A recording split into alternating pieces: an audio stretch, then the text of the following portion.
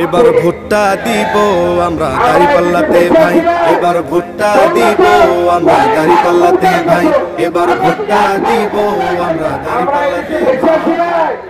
তোমরা তো কয়েকবার ক্ষমতায় গেছো, আমরা তো একবার ক্ষমতায় যাই নাই। আমাদের নাকি 10টা সিট হবে, আমাদের কি এত মাথা খারাপ কেন?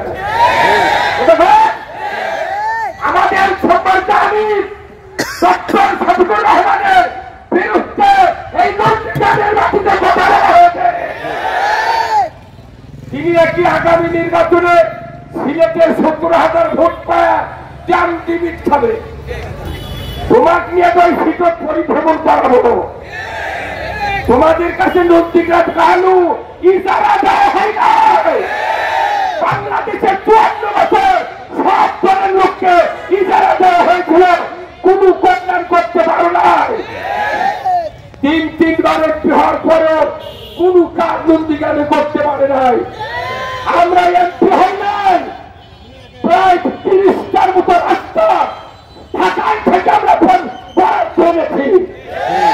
আমরা নির্বিঘ্নে শান্তি অবস্থায় কাজ করতে চাই। জনগণের কাছে আহ্বান, যদি কল্যাণ একটা রাষ্ট্র দেখতে চান, বাংলাদেশ জামাত ইসলামের কোন বিকল্প নাই। আমরা 1 টাকা খাবো না, দুর্নীতি করবো না, এদেশের মাটিতে আল্লাহর আইন চালু করবো। আল্লাহর আইন বাংলাদেশে চালু হোক, তারা চান আল্লাহকে দেখা।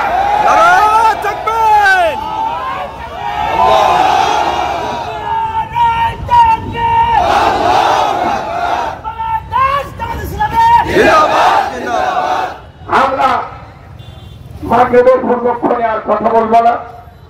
আমাদের কর্মসূচি শান্তিপূর্ণভাবে কমপ্লিট হয়েছে।